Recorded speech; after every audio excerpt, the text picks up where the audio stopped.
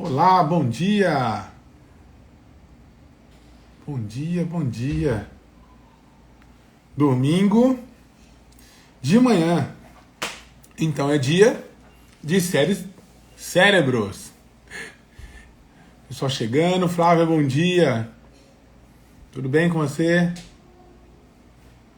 Muito bom. Hoje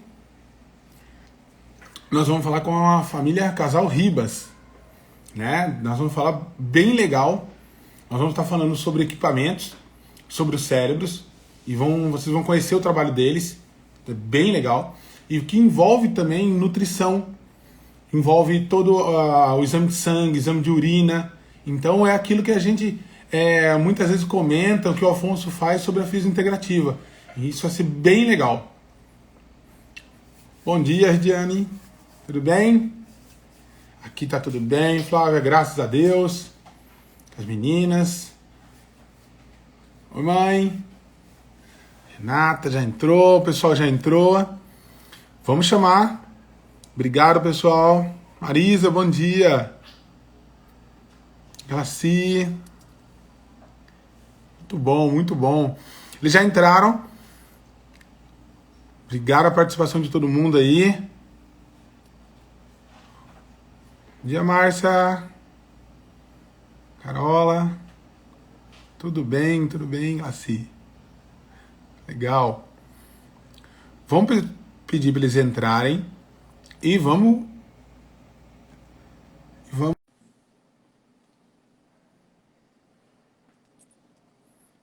fazer conexão aqui. Está entrando. Oi, Marcelo. Olá, bom dia. Olá, Bom dia. Ó, gostei do enquadramento, viu? Que legal, ficou muito bom. Se eu Toda soubesse, tinha uma feito isso com a minha ginástica, viu, esposa. Marcelo? Eu sei. Não, não, aqui. Mas ficou Toda uma muito bom. ginástica. Se eu soubesse que ficaria tão bom, eu tinha feito com a minha esposa na última. A gente ficou separado, depois juntou. Mas ficou bom, parabéns. Legal. Obrigada. Bom, sejam muito bem-vindos. Se vocês não se importarem, eu vou chamar vocês de família Ribas. Tudo tranquilo. Legal. E aí, série Cérebros, né? Nós estamos na 20ª já, sempre falando sobre os cérebros, né? O que constitui, quais são visões diferentes, tudo aquilo que envolve um tratamento, uma visão diferente sobre os nossos cérebros. E eu queria que vocês se apresentassem, né? Vocês são de Recife, né? Trabalham com uma maneira diferente, eu achei muito interessante. Então, por favor. Licença, né, amor? Eu sou a Renata, né? A minha formação é em nutrição. Eu sou formada pela Universidade Federal de Pernambuco. Tenho pós em gestão da qualidade e vigilância sanitária e pós-graduação em fitoterapia. Legal. E trabalho junto com o Dr. Ribas há 8 anos. Ele não me libera, segundo ele, não me libera para mais ninguém. Certo, ele. Não sei por quê. Bom, eu sou Valdenilson Ribeiro Ribas, sou psicólogo, especialista em saúde mental, mestre e doutor em neuropsiquiatria pela UFPE, toda a minha formação também na UFPE, e nós somos um casal de neurocientistas e a gente agrega a nutrição e a psicologia, e a gente publica também em várias revistas científicas, dentre elas Arquivos de Neuropsiquiatria, Demência e Neuropsicologia e Hematology, Transfusion and Cell Therapy e algumas outras revistas. E trabalhamos com, como você falou, né, Marcelo, a parte tecnológica, né? Eu assisti a sua série de lives, é incrível. E eu assisti vários profissionais, né, com vários pontos de vista, mas que todos convergem, né, para um único ponto, que é o bem-estar do paciente. E eu lembro de você falando, não, a gente vai ver essa parte de tecnologia também, né?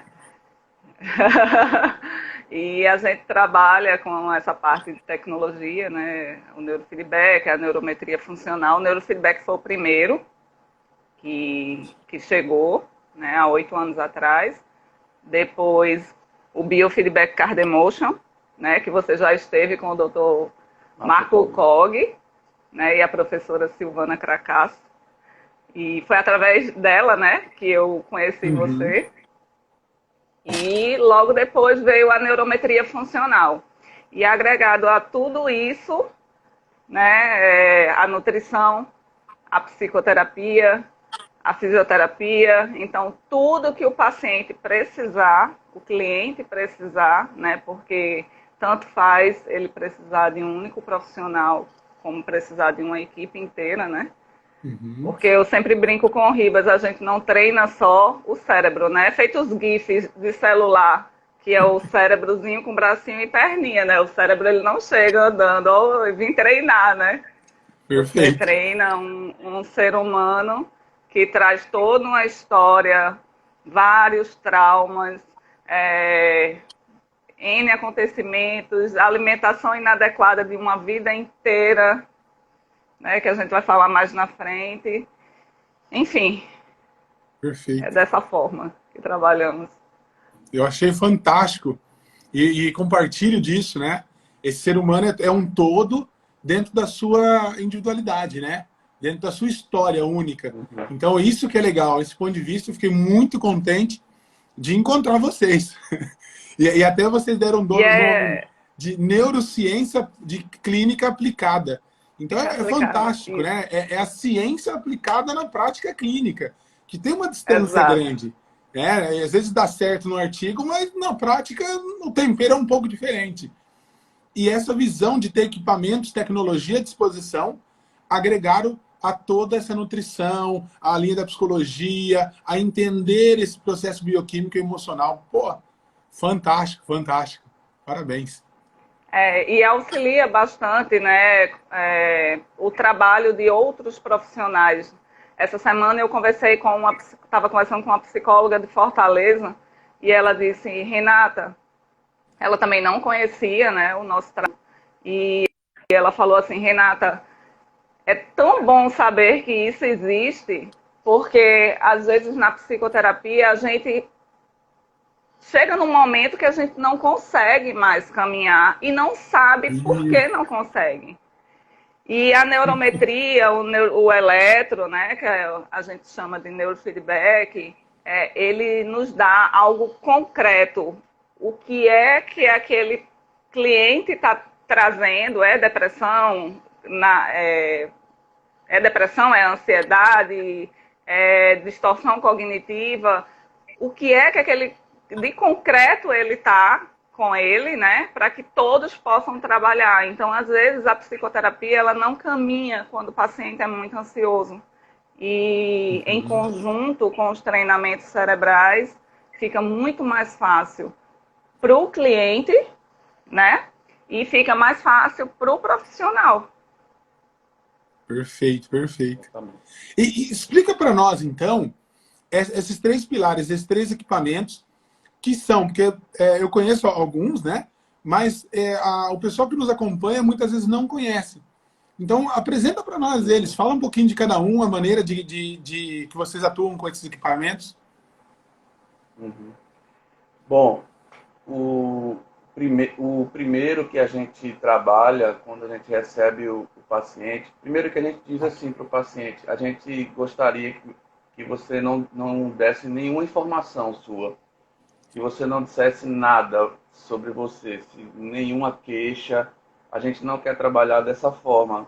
Vamos ouvir a queixa e não. A gente primeiro vai fazer os dois exames, aí interpreta para o paciente na hora e depois a gente conversa. Aí sim ele vai poder colocar a queixa dele. Mas o primeiro contato são as avaliações. Aí, na primeira avaliação, a gente faz a neurometria funcional. O carro-chefe da neurometria funcional é o sistema nervoso autônomo. E aí, quando a gente está falando de sistema nervoso autônomo, a gente tem que pensar não somente em simpático e parasimpático, mas a gente está pensando, a gente está falando de microcirculação respiratória, de suprarrenal, de fígado, a gente está falando... Alergias alimentares. Exato, de alergias alimentares e índice barorreflexo, de hemodinâmica, como está a velocidade do fluxo sanguíneo, da variação de temperatura periférica.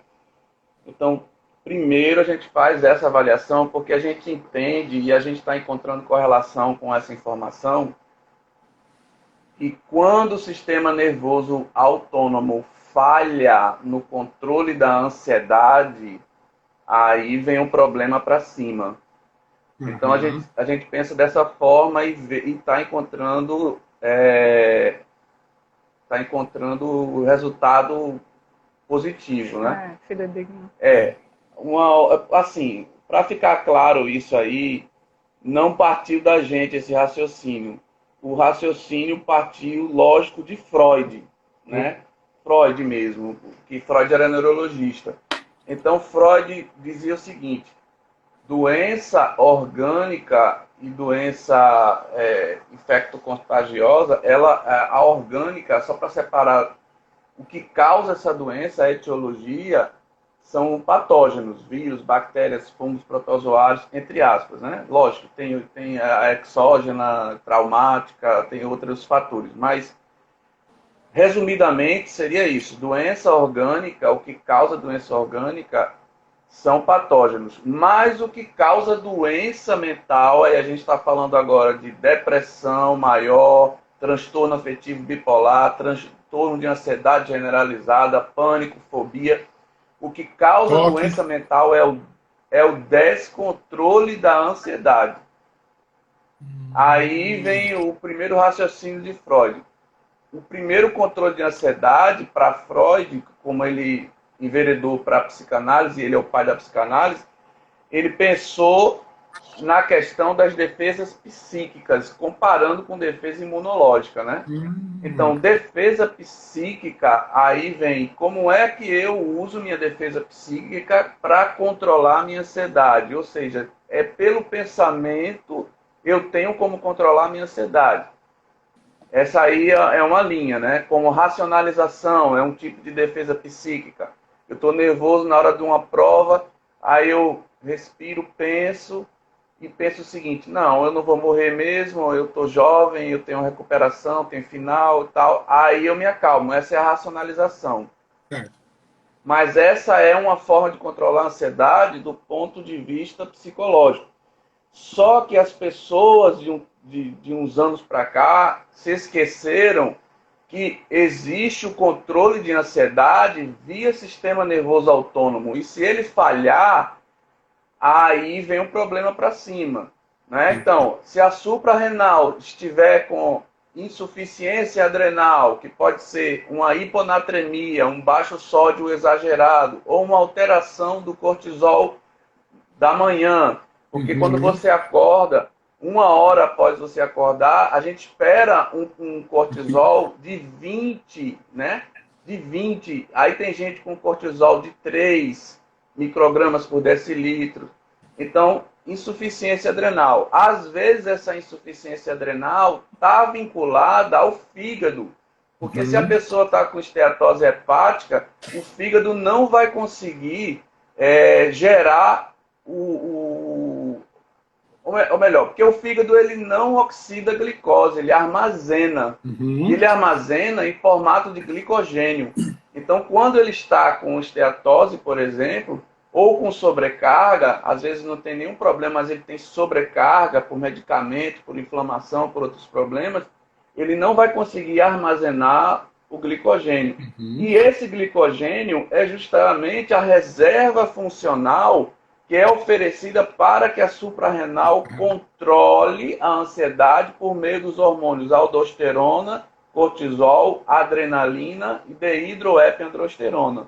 Que legal. E aí, com a neurometria funcional, a gente já vê como é que está o funcionamento dessa suprarrenal, como é que está o funcionamento do fígado, como é que está o índice barorreflexo. Aí a gente começa a perceber também se tem alguma tendência a outros problemas, como inflamação subclínica, como anemia, como disfunção endotelial. Aí entram os exames laboratoriais, né? Aí entram os exames laboratoriais. Para nos dar algo preciso, né? Preciso, concreto, né?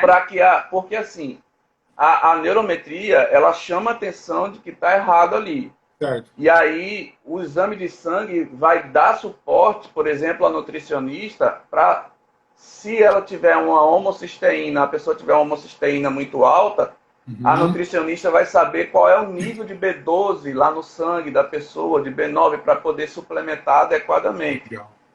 Fora isso, pronto, essa é o resumo da neurometria com a relação do exame de sangue. Eu posso fazer Só fazer um comentário. Olha. A gente pode falar que a neurometria é uma coisa funcional, porque dentro da própria clínica aqui, nós temos um estado de evolução do problema. Então, eu tenho lá uma terapia por bioinformação. Então, eles não estão funcionando bem. Mas se sai no exame de sangue, eu costumo falar que ele está num estado mais avançado.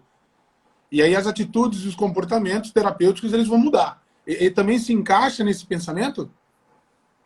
Tanto é que o Dr. Nelson Alves Pereira Júnior, que é o criador e o organizador da neurometria no Brasil, que é um gênio, né? A gente tem aqui Dr. Marco Cog, é um gênio, Dr. Nelson Alves Pereira Júnior é um gênio, Peter Van Dusen, que é o criador e organizador do método TQ7 de neurofeedback, né? Ele que montou todos os algoritmos para a gente calcular. E aí você vai ver assim, o que eu acho bacana nesse grupo é que nenhum deles assume, como assim, eu sou Deus, eu criei tudo. Não, eles pegaram estudos de 30 anos, de 15 anos, de 20 anos, dentro da literatura e colocaram esses estudos nos equipamentos, nos métodos. E aí permite com que a gente identifique os padrões. Por exemplo, o método TQ7 foi baseado nos estudos do Dr. Martin Teicher, que é professor da Universidade de Harvard, Estados Unidos. Foi baseado nos estudos do Dr. Richard Davidson também, que estudou todo o hemisfério direito, né, quais são as reações do hemisfério direito em relação à depressão. Dos estudos do Dr. Daniel Amen também, casal Ottmer, todos da área de eletroencefalografia quantitativa. E aí a gente tem um padrão, a gente vai encontrar os padrões. Então, quando a gente faz o exame, que é com uma touca com 21 eletrodos, a gente capta com o galvanômetro de Einthoven. Na verdade, eu chamo de galvanômetro de Einthoven ainda, por questão conceitual, porque foi ele que descobriu o Einthoven. Mas, tecnologicamente falando, já é um amplificador. Já avaliou, já avançou muito. Mas, assim, a partir desse momento que a gente capta a atividade elétrica cerebral, a pessoa não nos diz nada, a gente já começa a dizer, olha, esse padrão aqui em você está causando... isso aqui é compatível com o padrão de depressão ansiosa, ou depressão nervosa ou agitada, cujas características são irritação, impaciência, temperamentalismo, dificuldade em criar uma rotina e manter a rotina, baixa energia. Aí a pessoa fica assim, aí a gente começa a dizer, vai dizendo, e aí vai observando se os padrões nos temporais, por exemplo, temporal relacionado, porque tem o temporal 3 e 4, que são baseados no sistema 10-20. Aí, se tiver um excesso de onda beta, e o que é excesso para a literatura? Acima de 17%. Se for beta alta, acima de 10%. Aí a gente vai encontrar padrões de ansiedade, de insegurança, medo, pânico, fobia. E a gente sabe que o medo, pânico, fobia, essas reações, elas interferem nas decisões e nas escolhas dos pacientes no dia a dia. Perfeito. E aí o trabalho, como o Renata estava querendo explicar, é que a gente faz a dessensibilização sistemática. Enquanto a psicoterapia faz ressignificação de pensamentos para acalmar a ansiedade, a gente faz dessensibilização sistemática. Entendi. Entendeu? Muito bom, muito bom. É uma visão, é diferente isso que é muito legal. Até vou E como você falou, Marcelo, é funcional sim, porque a gente está tratando, cuidando, né, de forma personalizada.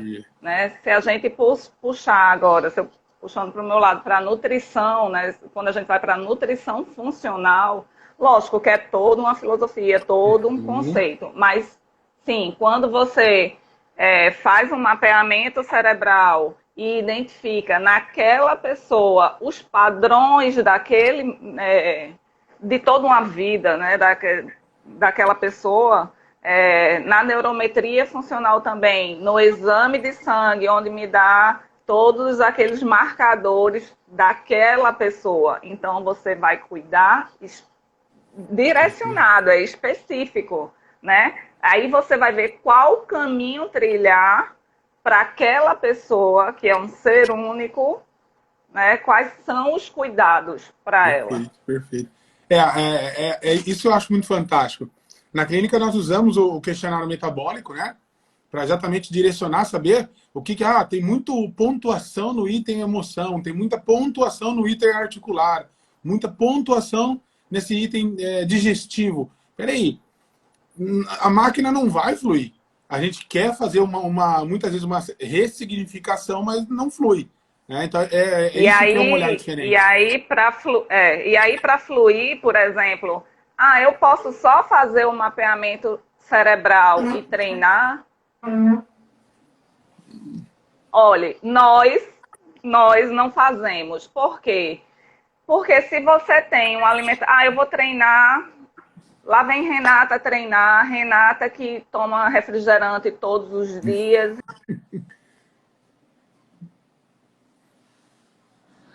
Tô geladinha aqui, gente. Todos os dias. Enfim, leite e derivado, muitos alimentos açucarados, doce, Renata que fuma, Renata que, enfim, que tem uma vida toda desregrada, que tem um intestino acabado, né? Porque se você começa a destruir toda aquela tura defesa, né? A camada intestinal, começa... Né? Exatamente. Aí você começa a lançar lá pro sangue um monte de substância que vai te agredir. E tem, que a gente sabe, né? Eu já vi em outras lives também, sua, a conexão intestino-cérebro. E isso causa neuroinflamação. Se eu causo neuroinflamação em mim, Renata, que vou lá treinar, eu tenho sempre uma produção de onda inadequada. Então tá tudo inflamado. Aí vou lá treinar. Aí é como se fosse uma maquiagem. Eu tô cheia de espinha, passo uma maquiagem, né? E fico maravilhosa naquele momento. Depois aquela maquiagem vai por água abaixo. E voltam todas as espinhas. A mesma coisa é o treinamento cerebral.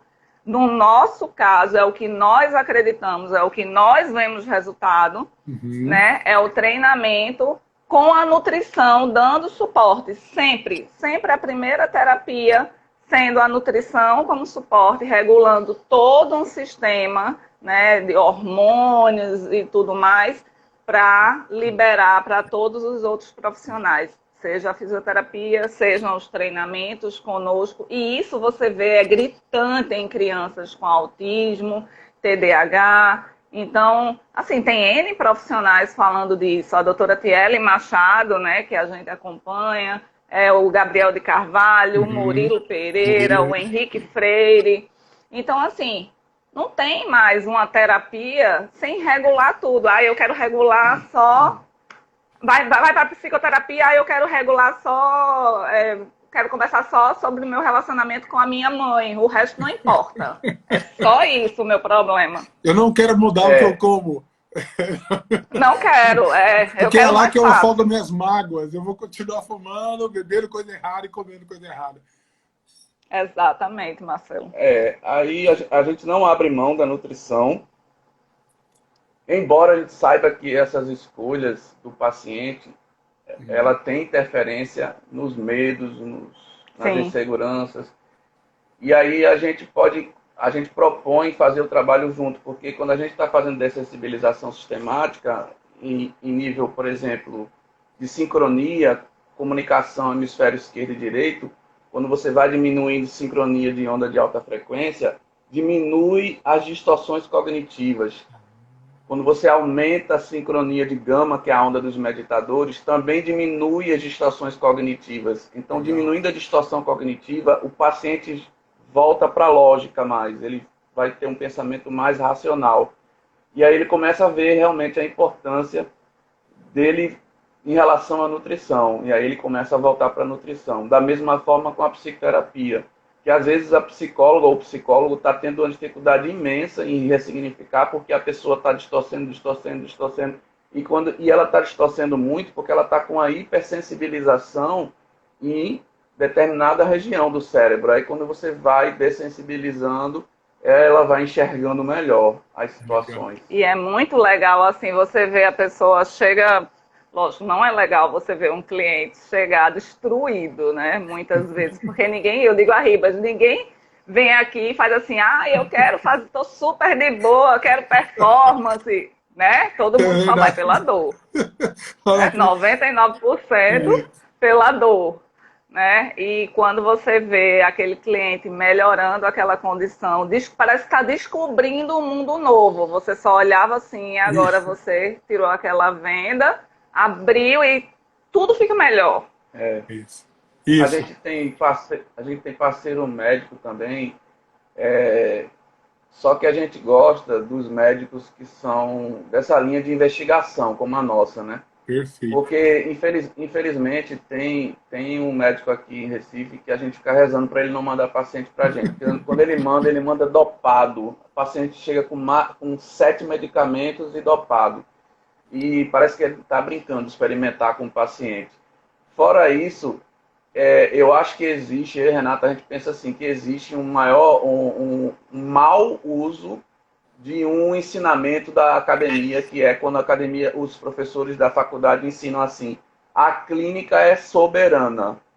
Essa frase, a clínica é soberana, ela deve ser usada junto com a investigação, ou após a investigação. Né? Porque tem gente usando a clínica soberana rapidamente, de cara. Então, por exemplo, paciente chegou uma criança com características de autismo, né? Aí ela começa a observar. Aí, se ele pensar assim, a clínica é soberana, e entrar com risperidona, que é o que a maioria faz, corre o risco de gerar nessa criança, se ela tiver uma encefalopatia, corre o risco de gerar síndrome neuroléptica maligna e agravar o problema da criança. Olha. E é necessário investigar, e investigar dá trabalho, né? É isso que muita gente não está querendo. Né? O que será que tem por trás desse problema, né? É não caminhar para a doença. Caminhar para a saúde. E é preocupante porque Ribas falou agora sobre crianças, né? E você vê crianças sendo medicadas cada vez mais cedo, né? Antigamente era 6 anos, 7 anos, hoje a gente já tem relato de mãe, criança com 2 anos, 3 anos, né? Então, é preocupante, né? Então, como eu te falei, Marcelo, no começo, é a nossa forma de trabalhar. Perfeito. É no que a gente acredita, né? Mas então, dessa forma que a gente faz. Eu acho isso fantástico. Eu até vou puxar outras perguntas aqui, que o pessoal já está perguntando. Mas eu acho isso fantástico. Eu costumo falar assim, arroz e feijão todo dia é bom, mas enjoa. Ainda bem que tem formas de pensar diferentes. E isso possibilita crescer. E é o que você falou, Ribas. Graças a Deus eu falo assim, eu não sou Deus. Né? Porque um monte de tarefa que é dado a ele sobrecarrega. Então, eu crio para poder ajudar. Eu trago um ponto de vista para poder amplificar. Se isso cabe a você, se isso nos favorece nós trocar informações para que nós tenhamos resultados melhores e o paciente se sinta bem, fantástico. O que não dá realmente é receita de bolo. Hiperatividade, então, prescrever, não deu, aumenta a dose. E aí? Aumenta a dose, coloca uma nova medicação, né? É como o Ribas falou também, tem escolhas. Às vezes, o caminho do remédio, não tenho nada contra remédio, o Ribas também não, sim. nada, né? Mas o caminho de entrar na medicação e permanecer na medicação é o caminho mais fácil. Só que, cara, não é o caminho legal, não é o caminho tratar em busca da saúde. Então, o que é que dá mais trabalho, mas que dá um resultado excelente? É mudança de hábito, qualidade de sono, qualidade da alimentação, né? É buscar uma forma de vida. Lógico, eu sempre falo para o Ribas que é assim, a gente tem que trocar o pneu do carro com o carro em movimento. Isso é a vida. Né? Às vezes a gente troca um, e tem época, como está agora, né, Ribas, que a gente está trocando os 4. É que nós estamos em mudança. Nossa.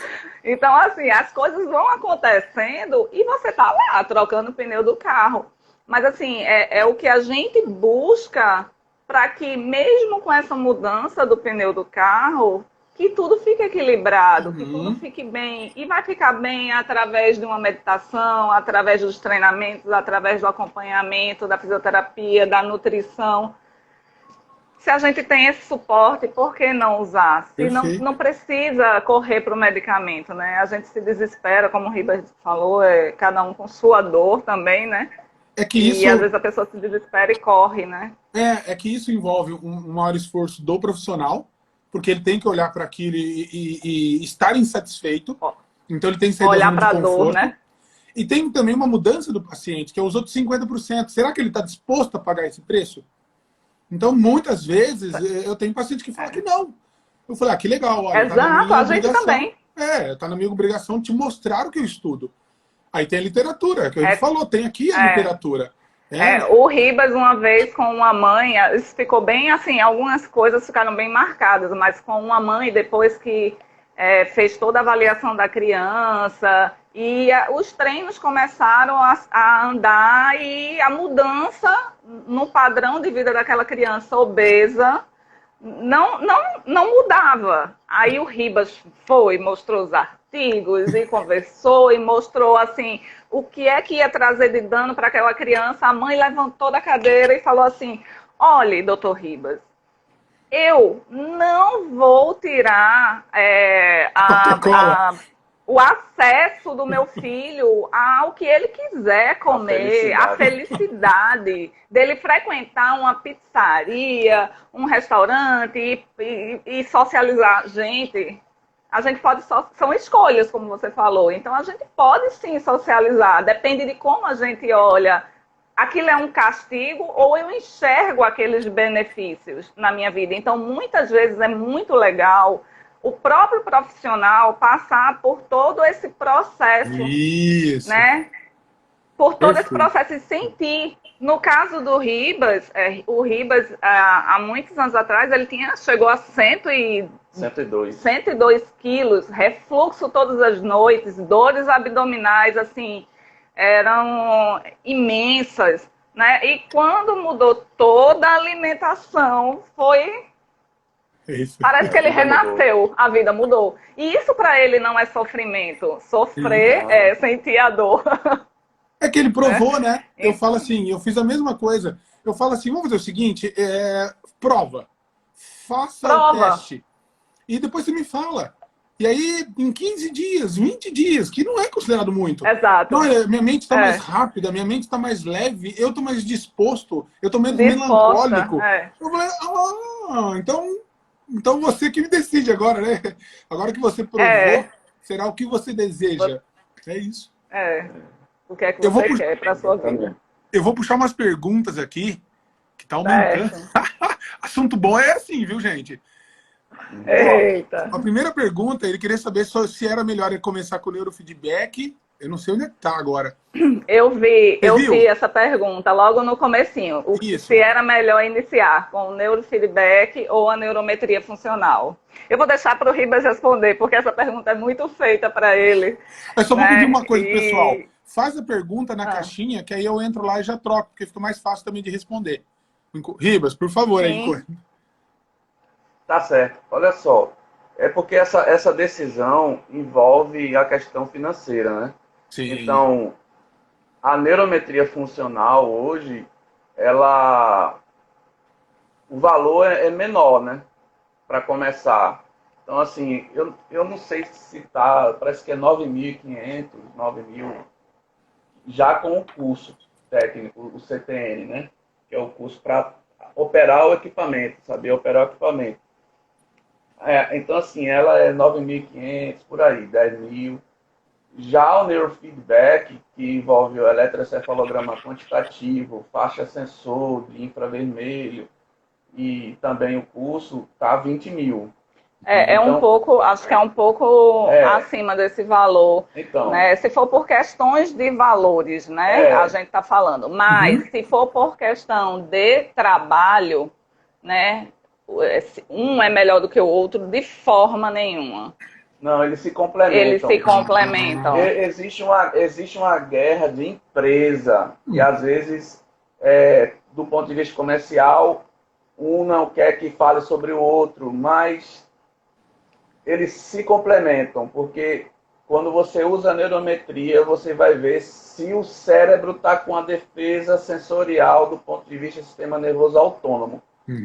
E quando você usa o neurofeedback, não, mas o EEG quantitativo, que é para ver o mapeamento, você já vê o que está acontecendo, o que já aconteceu durante anos.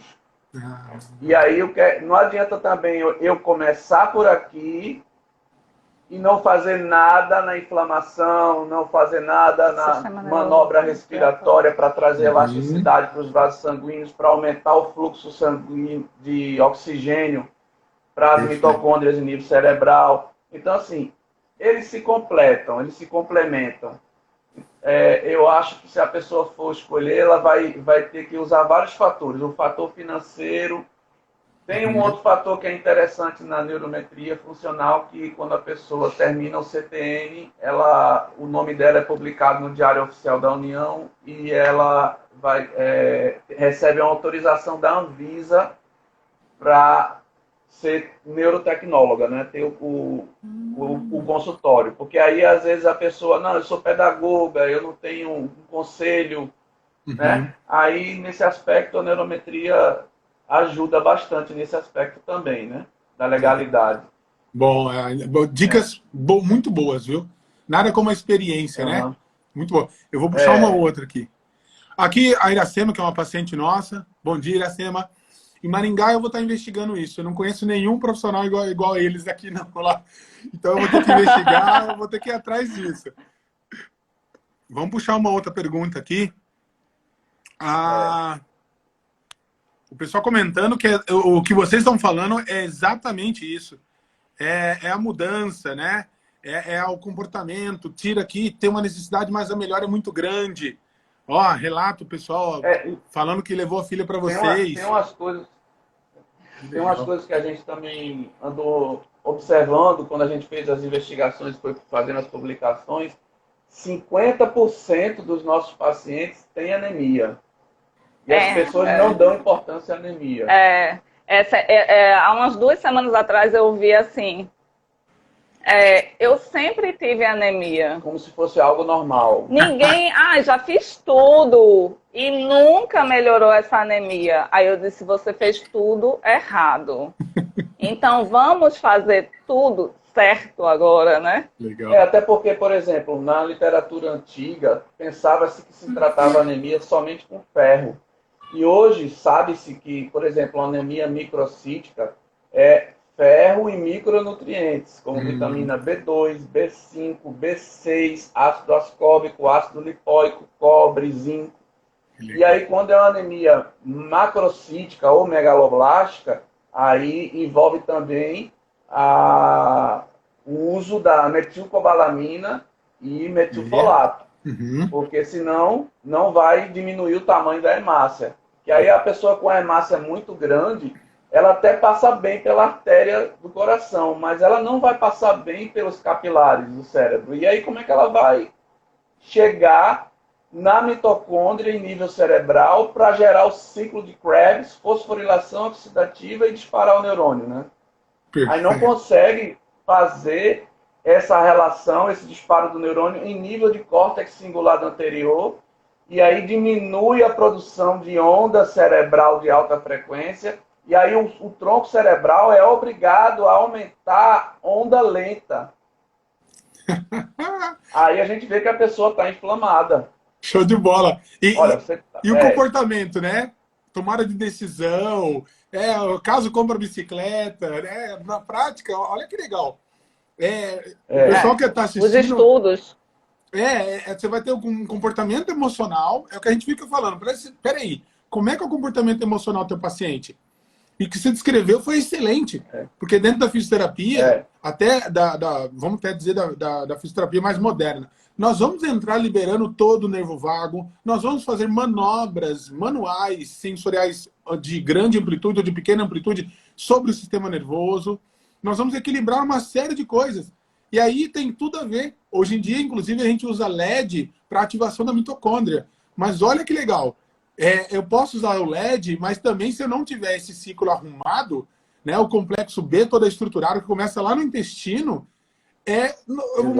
vai voltar. Eu uso o LED, ativação de mitocôndrias, melhorou, a célula se recuperou, ganhou um fôlego fantástico, mas ele não perdura. Muito show. Muito legal, muito legal. É uma maquiagem, né? Uma maquiagem. Não, mas aí nesse caso, Renata, parece que até eu tô tratando, né? Eu entrei, fiz as manobras, fiz tudo certo, usei o LED, o paciente melhorou. Sim, só que não tá mas o paciente não perdura porque aí ele exige um esforço dele, né? A gente sempre fala que todo esse tratamento ele é ativo. Ele pode ter N profissionais cuidando dele, mas a mudança de hábito, né? Que você encarar a dor, né? Encarar toda essa mudança é do paciente. Inclusive naquela divisão de percentual que você botou 50% para o profissional, 50% para ele. A gente coloca 10% só para o profissional, para a família, e 90% para o paciente. A gente diz a ele, olha, sabe por quê? Porque muitas vezes eles querem colocar a culpa na gente de não estar dando certo alguma coisa, né? Aí a gente mostra, não, é um tratamento ativo, depende de você. Na microfisioterapia nós costumamos falar que eu costumo falar que eu sou um faxineiro. Eu entro, eu toco, eu entendo os bloqueios, eu dou um comando para que o corpo tenha a ativação da autocura, da autorregulação, mas eu vou sair e vou embora. Então, um faxineiro que entra na sua casa, arruma suas coisas, legal, mas vai embora. Eu não vou estar comentando do que tem dentro das suas coisas íntimas, eu não vou ficar lá arrumando a sua casa constantemente, mas aí a manutenção da sua casa e o entendimento do que você tem que fazer para aquilo é de você. Então, bem isso. Legal, legal. Muito show. Ou então um personal, né? A gente é um personal, tá conseguindo, não tá, aumenta a respiração, bora agora, vamos lá e tal. Muito bom, muito bom. Também calha bem, viu? E me fala uma coisa, né, Renata, nesses marcadores, eu vi exame de sangue, urina, na fisioterapia integrativa, nós pedimos a urina, nós damos zinco, vitamina C, mas a gente usa alguns marcadores inflamatórios. Essa é a mesma base. Então, eu acho que a nutrição funcional também a gente usou, acho que é uma base comum da fisioterapia também nessa conduta. É isso? A gente utiliza, a gente solicita, né? Eu falo a gente, mas seria a nutrição, né? No nosso caso, psicólogo e nutricionista, mas a gente solicita esses exames, alguns biomarcadores. Antigamente, acho que ficava em torno de 60 biomarcadores. 68. 68. Aí tinha paciente que mesmo pelo plano de saúde, ele, mas são muitos tubos. Eu disse, não, então vamos enxugar isso para alguns principais, e hoje em dia está em torno de 27, 28 biomarcadores. Porque dependendo da condição financeira, a gente pode reduzir para 24, para 13, se for uma pessoa não puder pagar. E a gente sempre coloca hemograma, ferritina e saturação de transferrina para ver se a anemia está só em nível de proteína de proteção ou se a anemia está afetando a medula óssea. Aí a gente coloca também... Os colesteróis. A gente coloca toda a parte de colesterol, né? LDL, HDL, mas a gente coloca ApoA1, ApoB também. A gente coloca também os biomarcadores de inflamação. A gente vê leucócitos totais, a gente vê eosinófilos, a gente vê imunoglobulina, proteína C reativa, fibrinogênio. A gente vê se está alterado cobre e zinco, porque quando o cobre está maior que o zinco, isso. Vitamina D também, B12, abaixo de 40, B9. a gente já sabe que não está legal. Então a gente vai... Completo. Muito bom. Exatamente. Que eu acredito que depois, conforme a necessidade dele, a gente vai... Olha, aqui não andou, você já melhorou um tanto, mas agora a gente vai precisar de alguns marcadores mais específicos, né? Exato, muito show. Inclusive, aconteceu um médico que a gente atendeu, que ele chegou com uma depressão, né? A gente identificou a depressão após os exames, e aí ele confirmou que estava com depressão, só que aí ele já levou os exames de sangue. Quando ele levou o exame de sangue, que ele mostrou a serotonina dele, estava 635, sendo que o máximo é 400. Muito legal. Aí você fala assim, todas as teorias que vinham sobre depressão na década de 90 dizia serotonina baixa, depressão. Só que a dele estava bem alta. Que legal. E aí, quando a gente pegou o exame de sangue dele, ele estava com disfunção endotelial, o colesterol dele nas nuvens. E aí eu falei, doutor, como é que pode isso aí? O senhor não mexeu no seu colesterol aqui e tal. Ele falou, sabe por quê? Porque a minha família tem uma genética inteira que não infarta por causa de colesterol. Então eu não ligo para colesterol. Aí eu disse para ele, o problema é que essa disfunção endotelial está dificultando o transporte do oxigênio para a sua mitocôndria. Então, se o senhor não pensar no colesterol, mesmo que o senhor não entre no infarto ou no derrame, o senhor nunca vai ter controle de ansiedade. E não tendo controle de ansiedade, sempre vai ficar com depressão. Mas foi bem interessante, a serotonina super alta. Aí ele se encantou, né? Aí ele, rapaz, então aí começou a mexer no colesterol dele, né? Olha que legal. E aí com relação a esse trabalho, né? Porque quando a gente começa a verificar a questão de resultados de exame de sangue, né? O paciente já inicia os treinamentos lá no consultório, o treinamento cerebral, acompanhado da terapia nutricional, que o Ribas e a gente sempre brinca, né, que o Ribas é o psicólogo mais nutricionista e eu sou a nutricionista mais psicóloga, porque ele exige mais esse acompanhamento, e eu fico atrás. Você está na psicoterapia, mas você precisa ir para a psicoterapia com o paciente, né?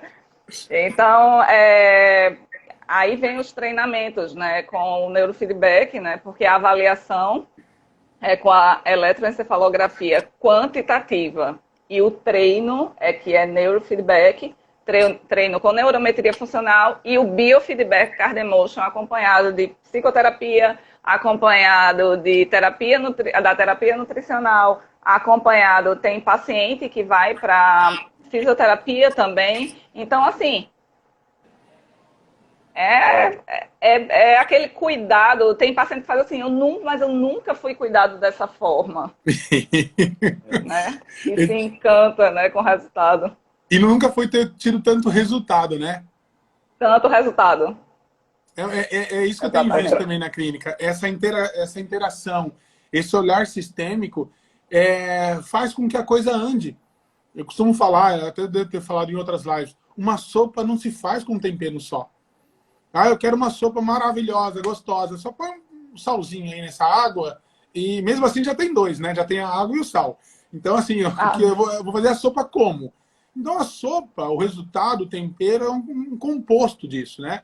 E aí você vai determinando o que é mais importante naquele momento e você vai fazendo essa evolução dele. Mas não ignorar aquilo e falar assim, olha, da minha parte está feita, procura outro profissional, né? Pelo menos dar uma direção para esse paciente. Eu vi aí a Marisa perguntando. Marisa, inclusive, ela está comungando muito das nossas ideias aí também. Ela está participando. Legal. E ela perguntou se tem que ser por encaminhamento. Não, Marisa, não precisa de encaminhamento, não. A pessoa só é agendar. No caso da gente, é o Instituto do Cérebro de Pernambuco, é um site, institutodocérebropernambuco.org. Aí tem contato, normalmente está agendando com Renata ainda, né? Renata ainda está na sobrecarga de fazer muita coisa, inclusive essa parte. Estou trocando os 4 pneus do carro em movimento. No WhatsApp dela, né? Por mensagem. Legal, legal. 92456031, o WhatsApp dela. Legal. 81. Ah, boa, DDD. boa. Ali também vai ter, eu citei vocês, né? Tem Neurofeedback Recife, dá para seguir no Instagram também, né? Sim. O Então, lá tem os Instagram contatos. é o mais movimentado, exato. É o Neurofeedback Recife. Fechou, muito bom. E aí vocês fizeram a avaliação. É interessante que vocês citam assim, tem o treinamento, ou seja, não sei se eu posso usar esse linguajar. Vamos entrar com a limpeza da casa, vamos entrar com a limpeza mental, mas vai ter um treinamento. Um treinamento de retirada das substâncias inflamatórias, pró-inflamatórias, e depois também vai ter um treinamento da coerência cardíaca, né? Um treinamento que eu falo que ele vai estar se treinando para ele poder melhorar aquela etapa, porque o mundo lá fora não para de bater. Né? A conta não para de vir, a empresa não outro emprego, e aquilo está acontecendo. Então, esse treinamento eu achei muito legal. Porque hoje em dia, nós temos treinamentos que ele pode fazer tanto na clínica, que é um cuidado maior, um treinamento mais pesado, mas pelo menos na clínica aqui, nós temos alguns apps que ele também vai ter nesse treinamento em casa. Se quiser, não dá folga, né? E depois, essa sequência, ele fica nesse treinamento, nessa base. O que é desenvolvido nesse meio? Marcelo, após as avaliações, é gerado um plano de treinamento personalizado. Né? Então, cada caso é um caso, e aquele plano de treinamento é gerado em cima das avaliações. Como nós fazemos? Nós trabalhamos coerência cardíaca, mas antes a neurometria, né? Nossa, fugiu o nome agora, o treinamento. Não, é porque assim, porque a pergunta dele é se dá uma continuidade, sabe? Sim. Então, na verdade, a gente tem, quando a gente faz uma avaliação, a gente tem mais ou menos uma noção de quanto tempo vai ficar. Só que a gente não estabelece um número de sessões. Por quê? Porque, por exemplo, se o paciente tiver com anemia, a nutricionista vai precisar, no mínimo, de 3 a 4 meses para tratar essa anemia. Se a anemia for em nível de proteína de proteção, hemoglobina e hematócrito. Se a anemia for envolver a medula óssea, lá na ferritina, a nutricionista vai precisar de 8 meses. Então, entendeu? Então, a gente não pode estabelecer. Mas, é claro que quando a gente faz um trabalho de dessensibilização, que a literatura vem falando sobre 40 sessões no mínimo para o cérebro estabilizar, então, quando a gente faz 40 sessões no mínimo, a pessoa já consegue ir caminhando tranquila. Pode ser que ela precise de mais ou não. Tem gente que precisa de 60, de 80, 120, como já teve paciente nosso. O nosso maior foi 120 sessões. E era um médico também. Era um médico, mas um caso bem complicado. Ele foi em primeiro lugar da UFPE em medicina, mas já estava desistindo da medicina, porque a depressão dele já há 15 anos e dopado o tempo todo. E hoje ele está dando show na neurociência, lá em Petrolina. Está em Petrolina ele. Que legal, parabéns. É uma cidade do interior de Pernambuco, né? Sim. A gente fica feliz demais, a gente fica muito feliz com isso, sabe? Virou um grande amigo nosso. Eu acho que é um dom que Deus dá, e parabéns pelo trabalho de vocês, mas aí chega uma hora que eu falo que é a caixinha de Pandora, né? A caixinha, você vai guardando, chega uma hora que você deseja que aquilo se abra e se expanda, né? Para que outras pessoas também possam ajudar. E que a gente conversou com o Carlos, que é o neurocirurgião lá em São Paulo, a gente fez uma live com ele. Eu não vou estar aí, vocês não vão estar aqui. Então, o que, que a gente faz para que esse conhecimento e essa melhora, essa sensação de gratidão possa também se proliferar, né? É isso. É passar o conhecimento, é entender, e aí as pessoas têm mudança de vida. É isso que é legal. Muito show. Sim. Eu acho que a Lei aí perguntou, ela ficou sem acreditar, 120 sessões de neurofeedback. É porque o caso dele era muito grave, a Lei. Era muito grave mesmo. Você não tem noção como ele chegou. Ele nem lembra. Ele nem chegou. lembra do primeiro dia que foi a avaliação. Ele, além de estar doente há mais de 15 anos, na época, ele também tinha feito, acho que quase 20 sessões de eletroconvulsoterapia. Foi. E, enfim. Não foi a gente que passou a eletroconvulsoterapia. Ele já chegou bem debilitado. Ele chegou já, tinha feito bastante sessões de eletroconvulsoterapia e estava dopado, totalmente dopado. Pelos colegas médicos dele, né? Então, Aí a gente foi fazendo trabalho aos poucos. Exato. Sim. Mas ele que queria o tempo inteiro. Teve um dia que eu estava doente, eu estava com febre, aí eu disse a ele, olha, me desculpe, eu não vou poder atender você hoje. Amanhã, porque para vocês terem ideia, a sessão de neurofeedback são 2 por semana. Só legal. Que o caso dele era tão grave. O caso dele era tão grave que a gente fazia 3 vezes por dia durante os 10 primeiros dias. Rapaz. Os 10 primeiros dias. Foi 3 vezes por dia. Ele foi começar a enxergar o mundo, falar, fazer as coisas. Aí depois a gente ficou 2 vezes por semana. E quando já estava nessa parte de 2 vezes por semana, foi quando eu adoeci e ele disse para ele, olha, desculpa, eu não vou poder te atender, que eu estou com febre, estou indo embora para casa agora. Aí ele ficou no desespero, só que Renata ficou atendendo os pacientes dela. E aí ele era meu naquele dia, porque tem dia que ele treina com Renata, tinha dia que treinava comigo. Só que Renata já estava lotada, não tinha como atender mais ninguém. Pois ele ficou lá esperando o último paciente de Renata. Renata chegou 11 da noite em casa, porque ele pediu, pelo amor de Deus, Renata, eu quero treinar hoje com você, por favor, pelo amor de Deus. Aí Renata foi e treinou. Eu sei que hoje ele está muito bem, muito bem. Legal. Chegou a um ponto que aí você vê que está bem. Ele mudou a alimentação, tudo também mudou. Porque as manobras que você aprende, que ele aprende lá no treinamento, ele leva para a vida dele também, né? Por exemplo, pode reproduzir em casa, né? Isso, variabilidade. A variabilidade cardíaca, que você você puxa o ar forte, rápido, né? Sempre pelo nariz, boca sempre fechada, e a barriga vai um pouco para fora, que é para estimular o diafragma. Então você faz e solta o ar lentamente, por 6 minutos, 7 minutos, não, segundos, né? 6 segundos, 7 segundos. Aí puxa de novo. Só que na neurometria você faz isso por 3 minutos, sem parar, aí 1 minuto de repouso. 3 minutos sem parar, 1 minuto de repouso. 3 minutos sem parar e 1 minuto de repouso. Aí quando a pessoa não está conseguindo coerência cardíaca no cardio emotion, está no vermelho o tempo todo, a gente faz a manobra da variabilidade e aí ele consegue. O cardio emotion ele consegue a sincronia. E essa manobra da variabilidade ela foi comprovada cientificamente em 92 por um cientista russo chamado Alexander Rivtini. Ele comprovou num experimento da Marinha Russa, onde os submarinos submergem até um certo ponto, eles não baixam mais, porque senão a tripulação fica com falta de oxigênio, fica nervosa, fica brigando entre eles. E ele conseguiu submergir, treinando as pessoas só com variabilidade cardíaca, e eles ficaram tranquilos. E isso chamou atenção para a clínica, para mostrar a importância desse oxigênio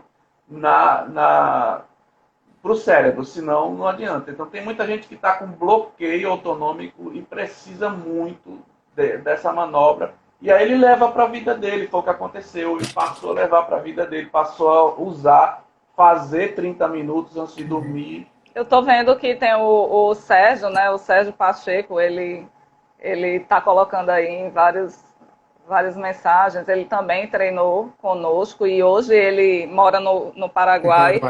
E ele colocou o quanto foi importante para ele, né? Esses treinamentos. E Renato, o quanto ele levou para a vida também. Eu só vou chamar vocês de volta, porque tá com 5 segundos. Tá? Eu já tô chamando. Bom, tá bom. Tá, jóia.